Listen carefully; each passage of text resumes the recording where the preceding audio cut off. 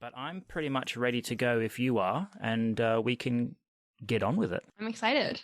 Yeah, I've been looking forward to this for a very long time, I have to admit, because it's going to be interesting to see how your experiences in Australia come across to me, somebody who was born and raised there. So I'm curious to figure out where this goes. Yeah.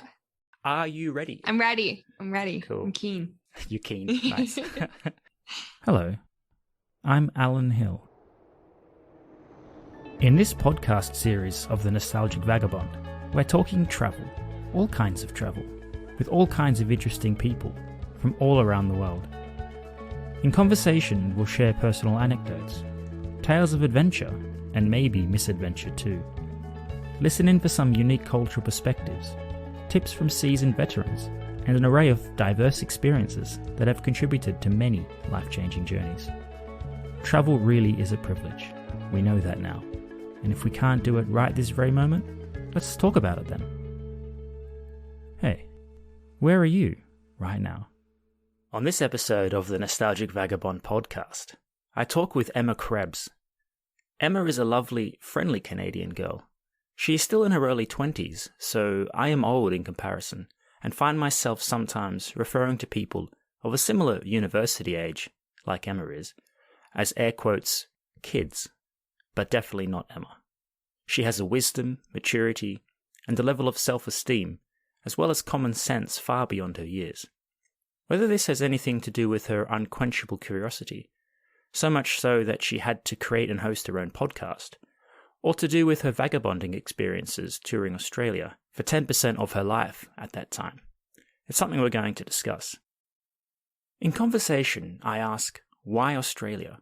And Emma shares what a typical viewpoint of Australia is for someone not born and raised there like myself. We reflect on reading Vagabonding by Rolf Potts, and how certain types of travellers can be different from many people in society, leading to feelings of disconnection from the mainstream.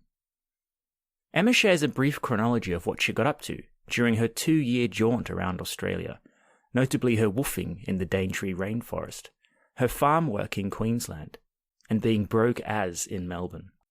Travelling is not always super fun, chilled out, or even glamorous, you see. You can be hot, sweaty, hungry, and afraid of spiders all at the same time. But at certain moments, even beyond these, that can have impact, and Emma is generous enough to share them openly, as well as what living out of a backpack for 2 years will teach you. We challenge that whole stranger danger narrative we were both fed as kids growing up too. I was curious to find out from Emma whether 2 years of life university in Australia would be better than actual university, and what her best and worst moments were in her Aussie adventure. Emma rounds out the chat by answering how travel has helped her evolve into the kind of Emma she is today, and whether her experiences abroad have helped her establish or re-establish her connection to society or to herself. Anyways, let's get to the conversation. Well, it's the afternoon where I am, but it's the morning where you are, so I have to say to you, good morning, Emma, and thank you for coming on the Nostalgic Vagabond podcast. Good afternoon, Alan. Thank you so much for having me on. Same to you, as you mentioned before, I'm really excited. I love collaborating with other podcasters, so I'm excited for our conversation. Now, where exactly are you right now? I am currently located in my hometown, which is Calgary, Alberta, Canada. Cowtown, as I call it, because we're the Texas of Canada here. Cows as in moo cows. Mm-hmm. Why? Are there a lot of prairie lands very close to the city? It's kind of where I'm from is where the mountains, like the Rocky Mountains, meet the prairies. And so we host like the Calgary Stampede, which is just a 10-day rodeo kind of party. It's a very Western, and I mean Western country sort of town. So it's a weird one. I've been to Calgary, but I was not there during the festivals of the Stampede. But I had heard about it from, do you call yourselves Calgarians? That is correct. Yes. Good job. Yes. Got it right. They would always be proud of their Stampede. And is that a sentiment that you share?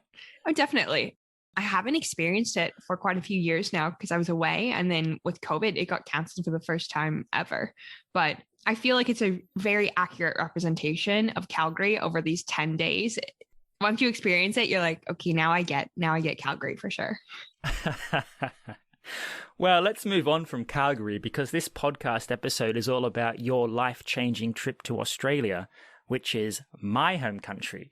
So I'm just really curious to get on with this conversation and find out a few things that happened to you, some of your experiences, and see if I can connect the dots to maybe find similar cultural things that I experienced growing up there as well. But anyway, let's carry on. And the first thing I want to ask you is, I've traveled around a lot and I meet all kinds of people. And when they hear or discover that I am from Australia, it's always a very intriguing thing to them. Australia has a brand, maybe because it's so remote and so far away, people romanticize about this island in the middle of nowhere. So Emma, I'm just curious, you chose to go to Australia. So why Australia? I honestly, people would obviously ask me that when I was getting ready to go. And I think it was mainly just the beauty of it. And although it can be quite similar to Canada, but if you're going, say, the East Coast, it's so different than where I'm from because it's so ocean based, whereas I'm landlocked. And so I think it really started with just the scenery there and the nature, that's more kind of my thing. When I go traveling places, it's more the scenic views than maybe the historical buildings that I'm drawn to. And I really don't know. I just had this innate pulling towards it since I was 17. And then I finally bit the bullet at 20. So you were considering it for about 3 years. Yeah.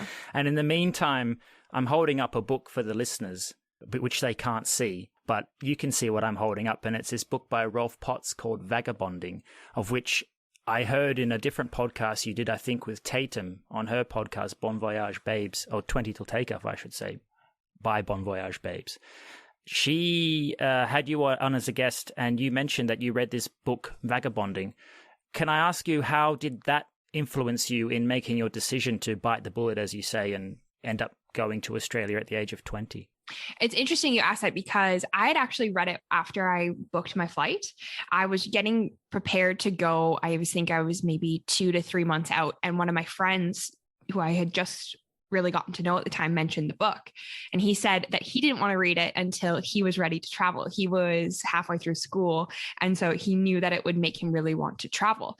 And I began to read it before I left. And it was kind of synergistic as I was preparing to leave, I was really beginning to pare down the physical items in my life and really build my relationship with minimalism.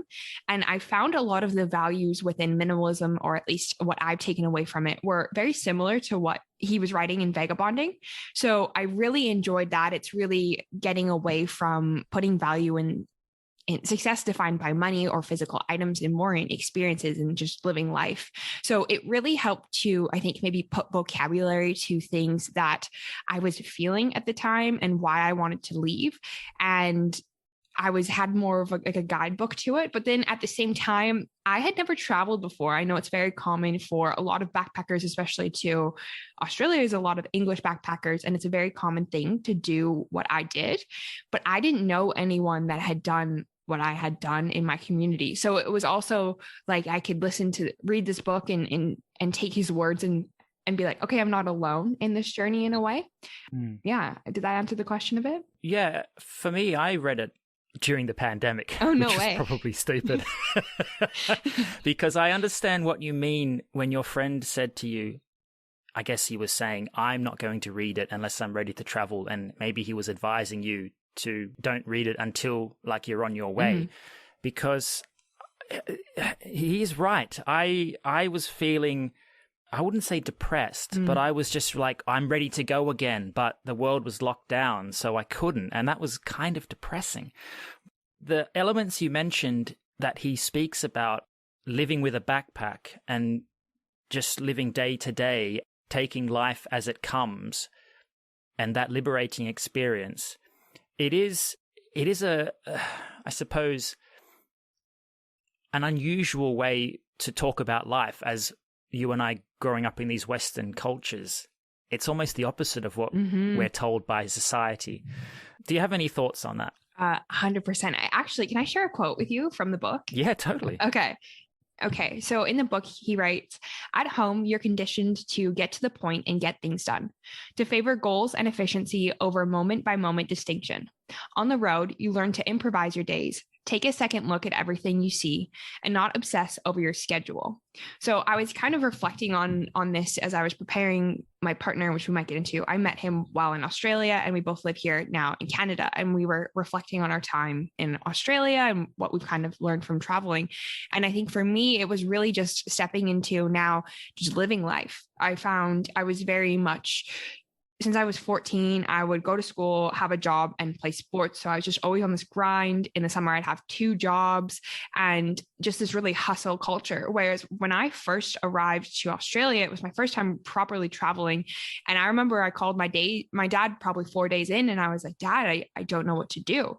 He's like, what do you mean? I was like, I don't know how to fill the day. Everyone else is rushing around. I would wake up and I'd be like in almost anxious in a way that I had to get up and do something when I had nothing to do. I just had to be. And so it really helped me. It forced me to just really allow life to be and to live. And in these moments where you're just sitting watching the sunrise, or you're just going on a walk, but you have no end goal. To me, that is what life is about. And so I think since traveling, I've really tried to implement that more into my day. And although I have a job and things like that, I can still take maybe an hour out of my day to just say, I'm just going to sit. I'm just going to sit in my living room and just be, So I've really just tried to implement that more into my life and push back from it. I think in our hustle and bustle lifestyles that we have in, modern Western cities, and I suppose towns as well, with, the daily grind and stuff like that, we're always in a rush to do things, and time is money. When we're waiting, we feel we're losing time and we're being inefficient. Mm-hmm. And so that frustrates us. For me, when I've been abroad, like you were saying, you wake up and you don't really have anything to do, any plans. You have this time, and it is really weird to get used to it. But I think it's really beautiful when you can just appreciate the time and you can be waiting for something, but you're just there in the moment and you're observing things go by, and it's just not bothering you in the same way. I definitely have that by default when I go traveling, and I think there's a setting you need to shift in your brain to kind of bring elements of that back with you when you come to the 9 to 5 and to your old life again, and not let those kinds of issues that perhaps irritated you before irritate you once you've learned these lessons from traveling. Mm-hmm. I totally agree. And I find that it's hard to not get swept up in it, because in our society, that's what it's all about. It's all about productivity, and productivity is only deemed as taking action. Whereas I think that rest is productive. That's when, especially if you're like yourself, you're a writer, you're in the creative space, you're not going to get these creative ideas when you're constantly go, moving from X to Z. I'm sure that you get your best downloads, as I call it, when you're just being, you're just in the moment, Totally. Yeah, that's exactly how it happens. The inspiration comes when you're open to it, and that's normally when you're rested and just existing and feeling the moment, really. Emma, I think it was on Tatum's podcast as well, that you were talking about this quote of being disconnected from the mainstream. Is that right? Did I hear you say that? Probably. Myself just saying I felt very disconnected from the mainstream and I didn't fit in. Yeah. Can you just elaborate on that whole... I mean, I've got disconnected from the mainstream as like... You could have that as a t-shirt maybe. But can you just explain what that means to you, that quote? Well, I'm gonna go on this way and let me know if it's resonating at all. I just always found when I was growing up, I never aligned with the people around me or what other people were doing. And obviously once I began to finish school, people were everyone was doing the same thing. They were doing post-secondary schooling. So it's university here, and they would get a house in our hometown, and they just never really questioned things. Whereas for myself, just from an innate place, a pure place, I'm not angry or anything. I just found myself questioning many things. And so with that being said, I began to look for kind of alternative ways of thinking, being, just to see if it resonated with me or not. I came across a lot of things. I was like, nope, that's not for me. And so I think I I wanted to disconnect from this bubble. And when I went traveling, it really helped me to do that, to really, in a way, find myself. And I found the last thing I'll say to that is I feel as though other travelers are the same thing. They don't connect with the mainstream. And there is just kind of this language amongst each other of we all just kind of get it. We don't really want or define success as maybe our society in the Western world does. Yeah. No, I understand what you mean. And I think I have experienced that as well, where I've found a lot of common ground with other travelers all over the world who just have different priorities in life and see things with a different lens, unlike what I was raised in Australia, like you were elaborating on. You go to school, you get your degree, you get your job, your career, you get your house, you get your car, you get your wife or husband or whatever, you get another house, another car. You know, it's just the process. I found it vaguely sickening, and I felt there must be more, not necessarily more, just different ways of doing things. And it seems that if you choose to do that, you're the weird one. But in the traveler's beat or in the traveling community, we're all weird ones, aren't we? Mm-hmm. I completely agree. And I even struggled because I feel as though for other people, they had like this textbook or this schedule that they could follow. And in moments of maybe doubt or hesitation, or maybe when they entered a crossroads, they always could fall back on like, okay, well, I know this route will work. But I find when you don't resonate with that mainstream, you don't have a textbook to fall back on because you don't know what it is that you want, maybe, or maybe you do, but it's just what you're doing is so outside of the norm. And I really struggled to find people that I could say like, hey, I think I want to like go do this, but I just want to hash it out and brainstorm. Whereas they couldn't even grasp that. And it wasn't until I went traveling that I realized a lot of these people would have the same thoughts, ideas, maybe struggles that I did. And it was just so empowering and encouraging for sure. Well, let's move ahead now and talk about Australia. You were 17 more or less when you decided that you wanted to go there, or you dreamed of going there. At 20 years old, you committed to going there. You read Rolf Potts' Vagabonding and you were pumped to go there. You're on your way. Now, did you buy a one-way ticket or a return trip? Just a one-way ticket. In your head, what did that mean precisely? It left things open. I didn't know. I'd never done anything like that before. I'd never traveled. So I said, I'll either be gone for 3 weeks, maybe 3 days, 3 months. So it really just allowed me to fully jump both feet in. Like commit and dive into the deep end and just make the most of it, see what happens. Learn how to swim. Okay, so you arrive in Australia. You were 20 years old. Can you just give a brief outline of what kind of experiences you had there and what was it like being there as like a first experience in such a place that was far away from home? Mm-hmm. So just a brief overview. I landed in Sydney, but I went up to the Daintree Rainforest and I did woofing there for my first month. And then from there, I went to New Zealand and I did the North and the South Island just for about a month, I think. Then I came back to Australia. I traveled more down the East Coast and I ended up in Melbourne and I had $100 to my name. So that was, I had to make things work quickly. And so I did that. I lived in Melbourne for maybe 6 months. And then you have to do farm work in order to stay for a second year. So I went to a place called Ayr. It's in Queensland, just outside of Townsville. And I did my farm work for 4 months there. And then for my second year, I had a huge community around me from my farming and my partner at the time, or my partner now, sorry. And still here. And we lived in Sydney for that entire second year. We took some trips like Tasmania and things like that, but that was a quick overview of my time there.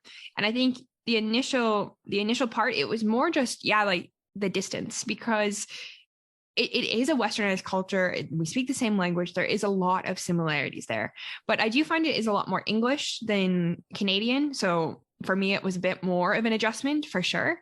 So it was just more the excitement and everything that I saw, like even just seeing a dump truck, I found just so fascinating. I was just excited by everything when I first got there. And like if someone told me to like, do you want to go to the grocery store? I'd get so excited to just walk up and down the aisles in Australia. But definitely when I first got there, the thing I noticed was the distance, as my parents don't really travel. So I just always, the whole time I was there, I was always aware of that. Like if something was to happen, I did just feel so far away from my family. You mean like isolated by the distance? Yeah. And just like the quickest I could get home, it would take at least 2 days for me to get home, you know? And so, yeah. And I would definitely say isolated, especially since I went to the Daintree when I first got there. And that was me traveling, going by myself, but then going to the Daintree, it was just a whole new level. I'd never done woofing. I was living with strangers. I had no cell service. So it was like I was disconnected from myself. Yeah, I mean, that's really diving into the deep end. I have to commend you for that, because as a 20-year-old, I mean, what was I doing as a 20-year-old? I did a few road trips as a 19-year-old in Tasmania, actually, nice, with a mate. But 20 years old, I think I was having a gap year from a gap year or something like that. And I was just working and existing. I'm not sure if I would have had the balls to do what you did at 20 or the finances. But now when I reflect, it's not even to do with that. You just had the space in your mind to say, look, I'm just going to go and do this. And if it works, it works. If it doesn't, well, I'll go home with my tail between my legs. And I think that's the problem with a lot of people who miss out on these adventures, is they don't actually just go for it. They think about it and never just commit to it, you know? 100%. And like, I don't think anything is a failure. I think a failure is more like not taking action when you do feel discontent or maybe complacent.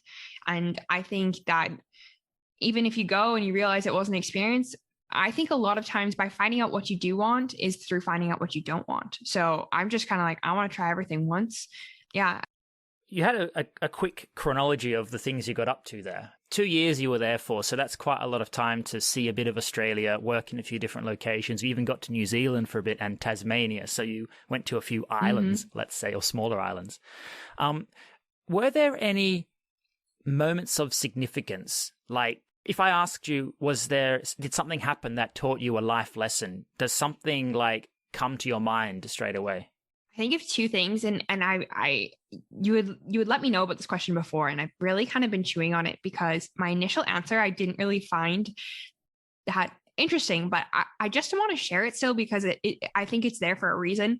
But I think it was more when I first got to Australia. I remember I sat at Bondi Beach and I had looked at photos of Bondi for probably a year. And I remember in my last like 3 months back in Canada, every day at work, I would look at it. It would be the background on my computer.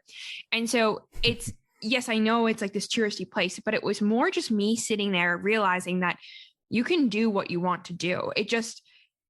It seemed so far off and it seemed so big for me to go to Australia. One day I had this idea, but it was more just like a super empowering moment of just realizing, and I don't mean to sound too wooey, but just the power of the universe. I believe in like the law of attraction, manifestation, that I had manifested this moment. And it was just so like validating that I was like, I can literally do what I set my mind to. I do have the power and the support of it.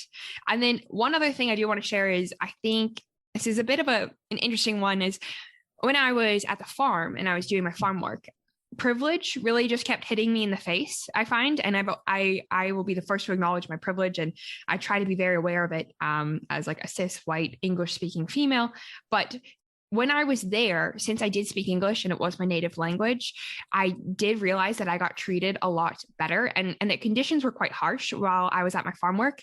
And even just for people being from the country that they were, my farmer had these like weird like struggles with these individuals just because they're from certain countries. And I could just drastically see the difference of how they were being treated. Or I heard of other experiences that backpackers had in different farms and things like that, just because of the country they were from, or that English wasn't their first language. And so that would be another thing, was like, I have a distinct memory of our farmer yelling at someone. And we knew that it was just because he was from Germany, and for some reason our farmer didn't like Germans, and just like so messed up, you know? So that would be another one for sure. That farmer sounds a bit like a bogan. Oh, yes. So, yeah, brainwashed into thinking if you carry a certain passport, you're going to be a certain way. That's an unfortunate thing. Yeah, I've experienced that in a positive way sometimes, but also I've seen it be negative because I carry an Australian passport and I have a less of an Australian accent now than I used to. But because Australia in most places has a good reputation, that is to your advantage as a traveler. And I don't know whether it's the same for you, but I have this idea that in some countries, if you were there as a Canadian and there was an American next door, like you might be slightly favored over the American, and that's because the reputation globally is as such. And I remember I was in Canada, in Toronto, years ago now, and there was a bloke from Saudi Arabia in the hostel with us, and he got treated quite badly. And I was like, why is that? And I just think, it was because people maybe had this idea of of like a prejudged notion of what he might be like. And, I spoke to him a few times and he was nice. Like I couldn't judge him, I was just chatting with him, and, it's unfortunate, but this is just what happens and is a default setting for a lot of people. Have you had any other experiences, perhaps not in Australia, but even in your hometown of Calgary, where, you've seen people be judged on their nationality? Oh my goodness, all of the time. I've worked in many different fields of work and things like that, and been around different communities, and it makes me quite upset. Even I just had one of my friends on, Eugene, and he's originally from the Philippines, and just hearing their story of all that they have to overcome just to come to another country. They have to learn another language. And it's the same as when I was in Australia. Usually I had a friend from Argentina. And for me, when I applied for my Australian visa, I just applied, I paid my money, I got it straight away. For her, she has to take a test and go through so many more obstacles and things like that. And these people have the time are so much smarter than me. And it's just because of where I'm from that I get given it on a silver platter, and I don't even have to do any work. So I kind of went all over there. But yeah, it's a common narrative for sure. Yeah, it's really interesting. Let's move forward and talk about the idea what you mentioned before, where you were reading Vagabonding by Rolf Potts, and he was talking about simple life and minimal life. I imagine when you were in Australia, you were living out of a backpack for 2 years. What did that teach you about yourself, or about what you could be capable of? Ooh, I love that question. Yeah, I intentionally went with, I could bring more, but I intentionally went with just a carry-on, and I wanted to maintain that for as long as I could. So as I mentioned, minimalism was something that came into my life. And so that's kind of where it stemmed from. And then I had all these other things that were kind of contributing to it as well. So when I first got there, realizing that everything I owned fit into this backpack, it was so empowering. Like I could go anywhere. It was just the freedom that you felt, not being physically bogged down by these items. But also too, I think like having a lot of items in your life, it weighs you down psychologically and mentally as well. So just that freedom and that liberation. But at the same time, I think I might have mentioned it before when we spoke, but before I left, I found that I wore a lot of masks, meaning physical, of how I looked, how I did my hair. I would wear makeup, I would dress a certain way. And I was really put my value and my identity into how I looked externally. And with me only having a limited number of items and a limited number of clothes that I could wear, that was really stripped away from me.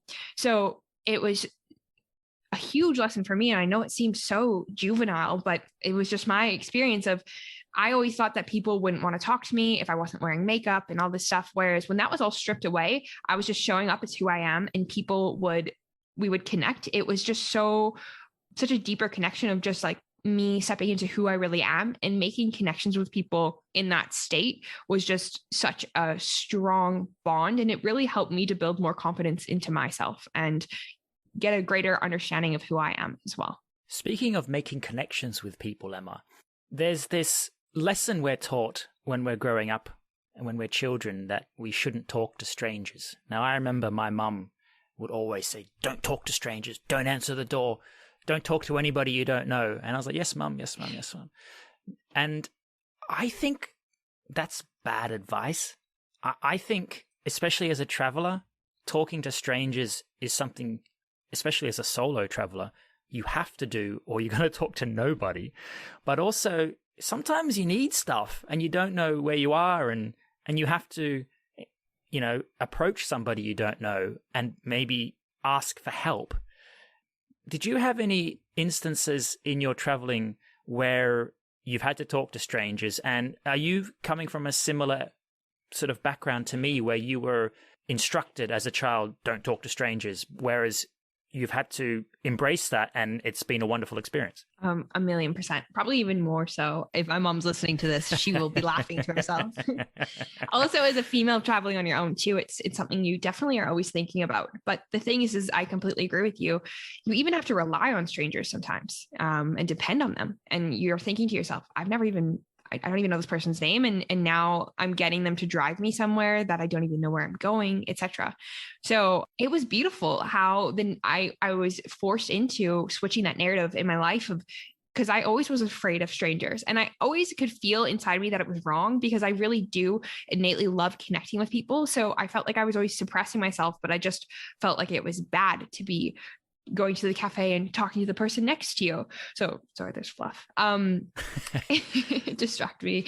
And so even safer woofing, I had just gotten to Australia and I was really scared. I was in the Daintree. I didn't realize how remote that was going to be until I got there. And for people who don't know, like the bus only comes maybe once a week, and like it's a ferry to go, well, not a ferry, but you kind of have to take this like ferry to get across. And so I remember just sitting, waiting for my host to pick me up. My bus driver had given me his phone number because he was like, I don't know where you're going and I don't know who you're going to see. So if you like, this was a stranger, and he was like, if you need anything, you don't know anyone, so here's my phone number. My wife and I can come and pick you up if you need us. And again, it's just the beauty of strangers just reaching out to me.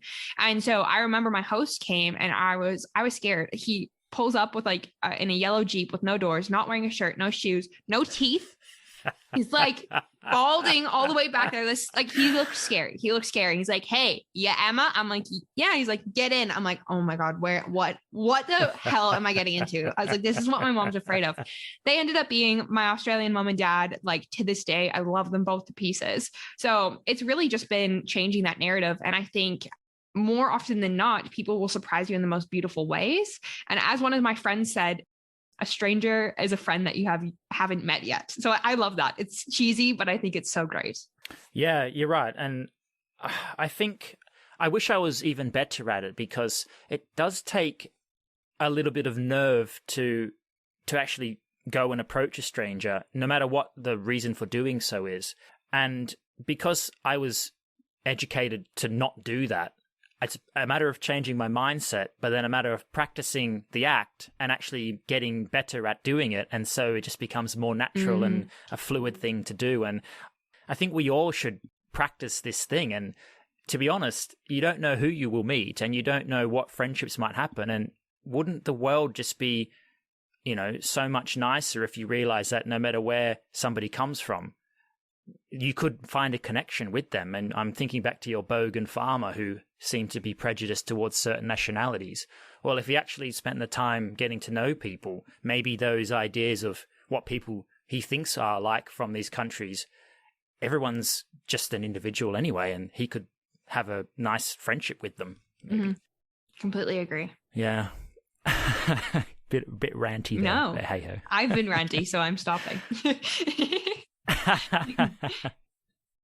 You mentioned the farm work, and that was an interesting experience for you. For the people who don't know, if you want to go to Australia, most places it's quite easy to get a 1-year visa. But if you want to stay for a second, you have to do, is it 90 days of farm work? 88. I don't know where the number comes from. 88 days of farm work. Okay, interesting. And you did that because you wanted to stay for the second year. Now, I understand there were some negative experiences about that, but I'm sure there must have been some positive experiences about that experience as well. So can you just give a no filters take on what your mandatory 88 days of farming for second year visa was like in Australia? Yeah. Again, I will say, I know I had a way more positive experience. But with that being said, that's what breaks my heart, is because it was a very harsh, my experience. So for me, I went to Ayr, and most places you'll go and live in a working hostel. I find it's the easiest. And so I picked hourly, which is the best, unless you're like some strong man who's picking watermelons or something. He's getting paid by weight. That's really hard to make money. So I found the reason that this situation can be really toxic really quickly is because a lot of these backpackers are so desperate to stay in the country for another year, and they're a backpacker at the same time, so they don't have any money as well to begin with. So people are desperate for work, but also to stay. So we put up with a lot. So for me, as I mentioned, I lived in a working hostel. So it was basically just like a shed. It was one of the grossest hostels I ever stayed in. And I had a room with 8 girls. But the thing for me was, as harsh as it was, and as someone who I definitely do recharge from being on my own and never having a moment to just be in private, it was really beautiful, though, to see the experience of community really manifest in a hostel amongst my peers. And the relationships that I built there are still strong to this day. And I know if I was to see them again and be reunited with them, some people I have in person, it's just what we experienced together is just on another level, because when you're traveling, you spend time with people maybe for a week or maybe a bit longer, and you go traveling, you go see these views, these lookouts, maybe you go skydiving together. But when you're at this farm and you're going through this manual labor, you really look out for one another. And so, like, say you're picking really slow, people will come cut the line, pick, and they'll be like, don't say this to the farmer, and really just kind of give one another advice and look out for each other, as because we're a team. And so that was the beautiful part. And people that maybe at the beginning they would put me off just from maybe they were more like extroverted and loud. Throughout my time there, since I was forced to live with these people for about 4 months, I really started to see their perspective in a different way and really learn and build a stronger relationship with them. So the community aspect was just like, you can't put it into words. It was beautiful. Mm. Mm-hmm. And did you meet anybody special on the farm? Yes, sorry. I met my partner there. So we finally connected after living in the same hostel for maybe 3 months. We never spoke to each other.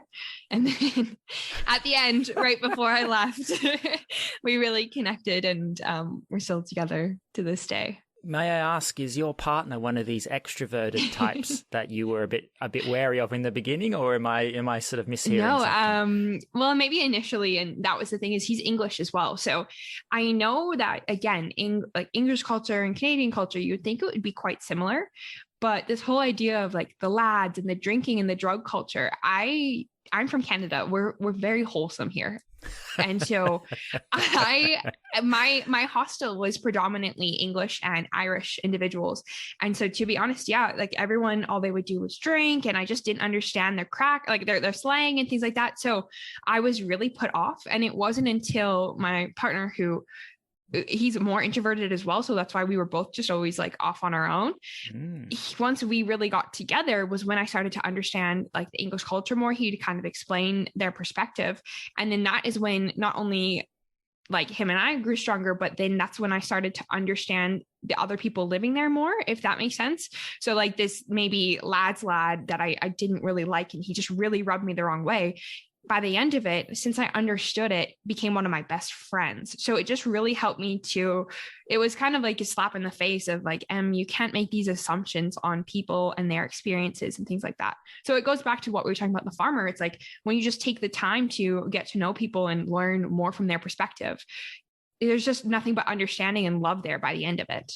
So yeah, I mean, we're all people in the end. We come from different cultures and different backgrounds, so we can look different or express ourselves differently, or maybe when we're interacting with certain people, like you said, rub people up the wrong way because they're not used to that way of speaking or that way of acting, or, you know, the volume that they use in their voice.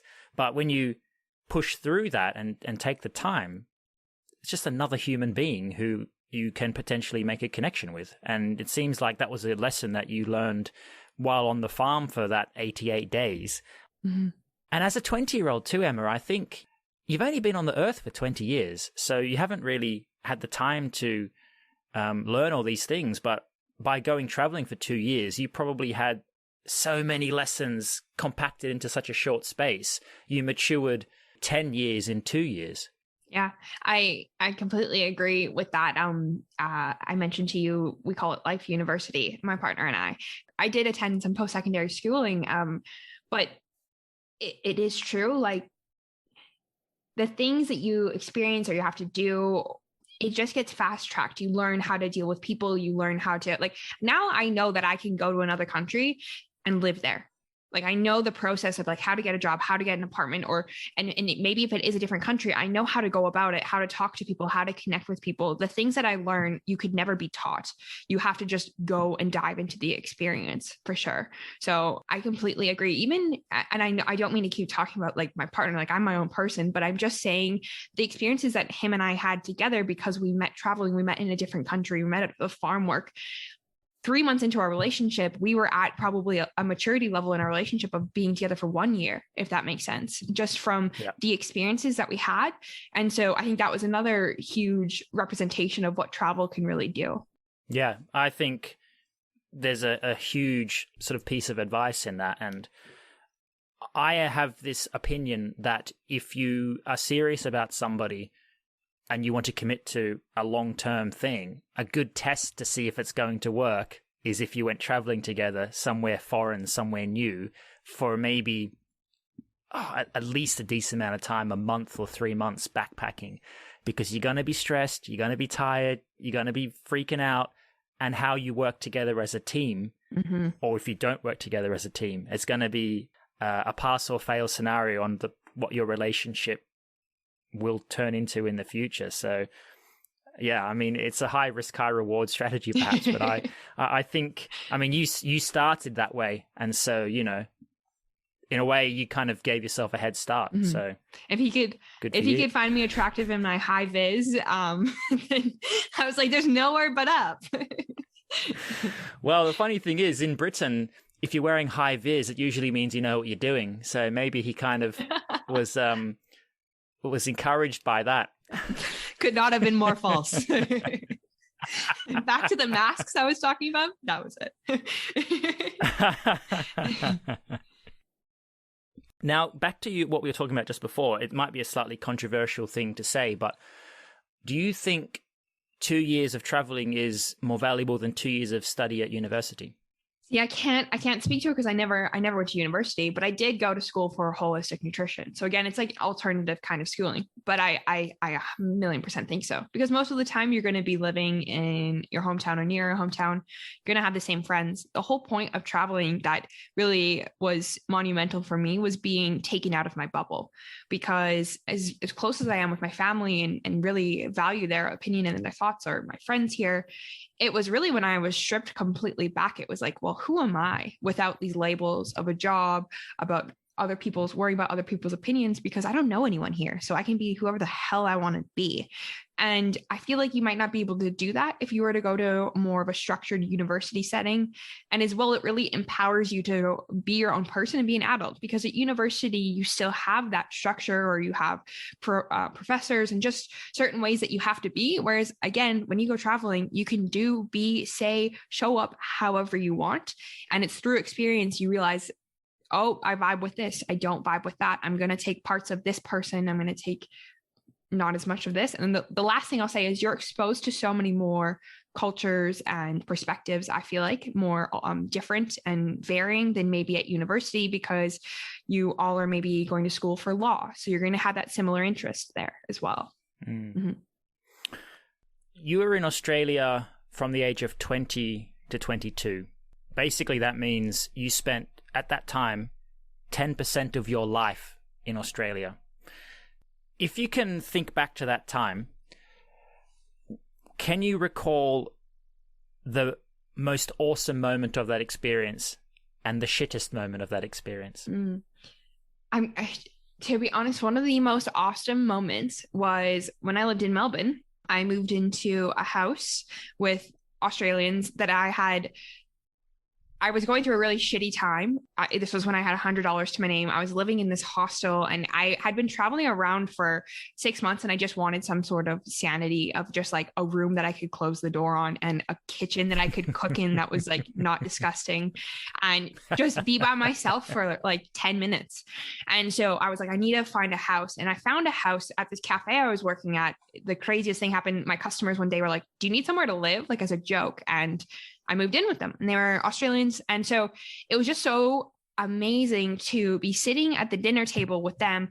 Their parents lived down the road. They lived in the suburb their whole life. And just the people that would come and sit at the table, they were just, my housemates were just some of the most interesting individuals. So their friends would be super interesting. So many times I'd sit there at my dinner table, eating my freaking Vegemite, being like, I am in Australia, sitting with like these random people. Like, what are the odds that I'm here sitting here for? And the experiences and the conversations that we were having were just so different than my life back in Canada. So it's something small, but I just think that it was like, that's why I came to Australia, was to like be more in that culture, if that makes sense. And just to hear of a different way of living kind of, that would definitely be one of the many highlights. But the hard question, the shittiest moments, to be honest, were just when it's the struggle of just trying to, you're tired from traveling, you have no money. So you're getting creative on what the hell to eat and you live off of rice cakes and you're trying to move to another hostel because it's like $2 a night cheaper. And so you have to lug all your shit there and you're just homesick. It was just always, to be honest, the hardest points were when you felt really alone, but at the same time, like they were so pivotal because it really, again, it just showed the power that I have. It was like in these shitty moments, only I could take myself out of it. I couldn't call my brother to borrow money. I couldn't have my mom drive me here or just see a friend for ice cream to cheer me up. It's like, I didn't know anyone half the time in these cities. Those would probably be the shittiest moments when just like the grind of the mundane things were really getting to me. And maybe, like you were saying, if you're in a hostel, you got no money, you got no space, I guess it's difficult to decompress if you're a person like yourself, Emma, where you need your space. You know, you need to have that moment with yourself to re-energize. And that's difficult to do when you're sharing a room with 8 other people and you've got no money to maybe have a private room. And, you know, you're going to the dollar shop and getting tin tuna and Maggi noodles for dinner and feeling like, oh, this is not so inspiring. I miss having steak and 3 veg or whatever, like I used to do back home. Yeah. And your friends are like, you're living the dream. And you're like, right now I'm not. It's a dream. Yeah. It's a dream. Yeah. I'm like, little do you know. You were 20 to 22. When I I guess I could say went vagabonding with a backpack with no end date, one-way ticketing, I was 25, 26. So a bit older than you.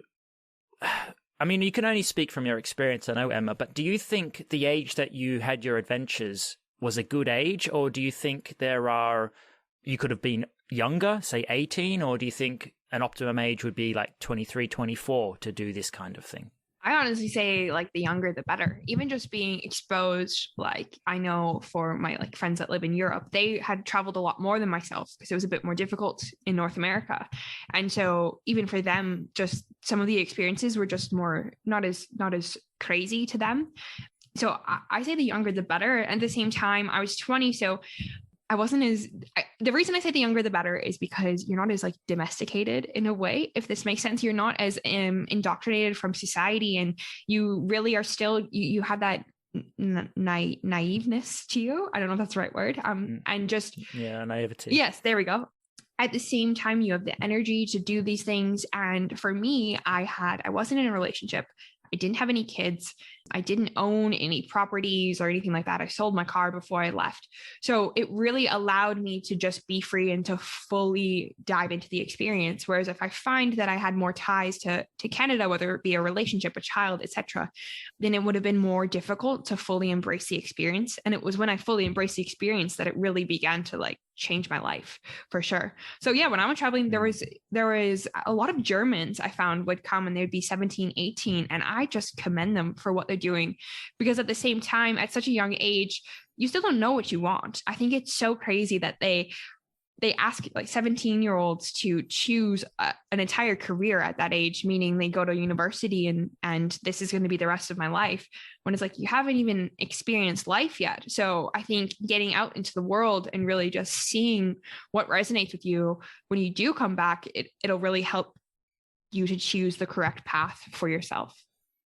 Yeah. Yeah, I've met a lot of really young Germans traveling, and I've always been very impressed with how they carry themselves in their traveling circles and in society. Because, I mean, when I was 17, 18, I was just a knobhead. Yeah. And, you know, these guys seem to be able to interact with kids, 20-year-olds, 30-year-olds, 40-year-olds, get a job, you know, go out at night and not be threatened by any kind of crazy things that happen in the night scene. And it's just impressive. And yeah, I don't know if it's just their culture or maybe they've been traveling around Europe since they were in high school on certain school trips or whatever. But yeah, they seem to do it well. And I'm actually a little bit jealous of them. I know. For that. I'd be like, you're 18? Oh, right. Good for you. But I'd be like, man, I'm so immature.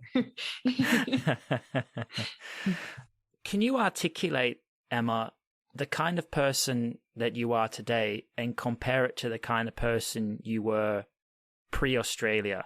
So are there maybe the main significant changes that experience traveling in Australia has helped you to evolve into the person you are now? Yeah, I think that's a really great question. One thing I mentioned before, and I'll just touch on it again, is in regards to like wearing the masks. I really was tied up in places I worked, people I surrounded myself with, and really just, I know it's silly, but I am a girl in my 20s, so it is pushed upon us, but even how I looked and how I dressed. So really just stripping that back and just knowing who I am and showing up as I am. But another thing is we talked about don't talk to strangers. And so since I've moved back to Canada, I've been home for maybe a year and a half now, and COVID's kind of stunted things. And I've actually started my own podcast. And through the podcast, probably 99% of those conversations started with me speaking to strangers. And so those strangers have now in turn turned into my friends in real life. And it's been such a beautiful thing. Even when I go out into the communities, so I'm back in my hometown, and when you're traveling, you meet a lot of people constantly. You're meeting new people, and it's so easy to just be like, hey, I'm Emma, I'm from Canada, because you're amongst fellow travelers who are usually by themselves. So it's easy to connect with people. So I feared that when I came home as an adult now, or in my adult years, even though I still feel like a child, it's harder to make friends, especially in your hometown. You have usually the friends that you've always had, and that's about it. So I worried that I wouldn't meet new people. Whereas since I've come home from traveling, I have probably met the most people I've ever met in my entire life, because I feel way more empowered and I feel more comfortable in myself and confident to just like at a cafe, start talking to people. I go out in places now and I feel way more inclined to really just connect with people and look for these deeper connections as well. Quickly, just tell us about your podcast, what it's called, what it's about, and where people can find it. Yeah. So my podcast is called The Curious One. It's available on all podcasting platforms and YouTube. And so it's just a space for me to have conversations with individuals about a variety of topics in order to broaden my perspective. So whether it's about tiny house living to a transgender woman's experience, to I love talking about conscious masculinity and femininity. So yeah, it's a space to just really learn and really lean into my curiosity for sure. Yeah. Right. It's time for my favorite four. So Emma, I'm going to ask you 4 questions about 4 of your favorite things. Okay. All right. Emma, what is your favorite season? Oh, summer. I love the warm climate. Canada's hard for me. What is your favorite mode of transportation? I call them my Chevrolets, which is my legs. Does that work? I love walking. I haven't had that answer yet, but I love that answer. Okay. That's really beautiful. What is your favorite foreign word? Oh, I can't answer that. There's a word that I didn't know was an English word. Can I just say that? It's an English word. Okay. It's going to be a really boring answer, but euphoric. I didn't know what that word was until I went away, and someone that didn't speak English as their first language taught me that word. So, and I think it's a beautiful word. Did this person happen to be a German? Yeah, I think they were. their vocabulary again, so right? smart. They're geniuses. And the final one, this is going to be perfect for you. So, what is your favorite walk or hike? Ooh, that's again, it's cliche, but I loved the Bondi to Coogee because I lived in Coogee in Sydney and it's iconic. But also I live in the Rocky Mountains here in Canada, so I love hiking in the winter. And so there's one called Hailing Peak, and you can do it whenever you want. But I've done it at sunrise here, and it is just stunning. So you get to the top of this peak, it's a brutal hike, and it's just amazing views of the Rocky Mountains at the top. Yeah, sounds pretty impressive. I mean, obviously, in Australia, they don't really have mountains at all. So you're like way up in the big leagues in Canada for that kind of thing. 100%. My favorite 4. Right. Last thing, and then we're done. This is going back to the beginning in a way. We're going to bookend it. You were expressing when you were younger that you were disconnected from the mainstream. And we talked about that a little bit. From this traveling experience and now into your life back in Canada, has anything changed in the way you originally thought about being disconnected from the mainstream? And what I mean by that is, have you connected to something specific, or have you changed what your original thoughts were about in yourself in being disconnected from the mainstream? I'm not saying have you connected to the mainstream necessarily, but have you connected to something because of traveling that you've brought back into your mainstream life in Calgary? Yeah, it's okay. So I don't mean to sound too wooey, but like my internal connection, I always had that. And so since traveling, that really just grew stronger. And throughout every year of my life on this planet, it grows stronger. But as I said, I honestly really set out on my travels to really view and dip my toes into alternative ways of living. And I really got exposed to that, especially during woofing and things like that. And so it made me feel more seen. And a lot of these people really inspired me, or I resonated with what they were doing and how they lived their lives. So I genuinely feel like now I do have a community of people around me, both globally, which is really cool, and here in Canada, because I feel more empowered to speak out about my truths. And with that being said, it really helps to draw in people that resonate with me and who I am. And so it's really reflected in the community around me for sure. Wonderful. Well, we've reached the end of the time, Emma. So I wanted to say to you that was a really enjoyable conversation on the podcast. And I wanted to say thanks for your time and coming on the Nostalgic Vagabond. Thank you, Alan. It was such a pleasure. I was so happy to connect with you. So thank you. Very cool. All right. So do you want to hit the stop recording? Yes, sir. Thanks for listening to the Nostalgic Vagabond. I hope you enjoyed listening to our conversation. And if you would like to listen to other interesting talks on travel, there are more podcasts available. Check them out wherever you get your podcasts. And for updates, just follow me at the Nostalgic V. Don't forget, your journey is special. Own it. I've been Alan Hill. Until next time.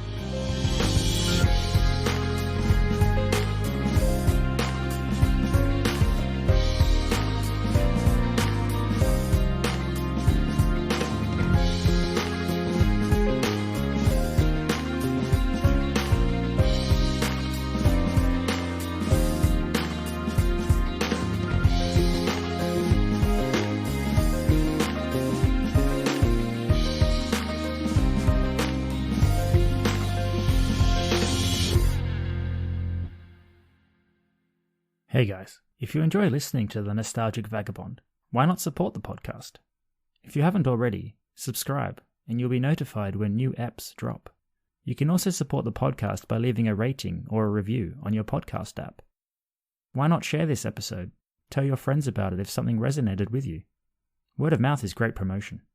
If you're into social media, maybe post a screenshot of the episode or upload the link on your profile so your mates can see what interesting content you've been into lately.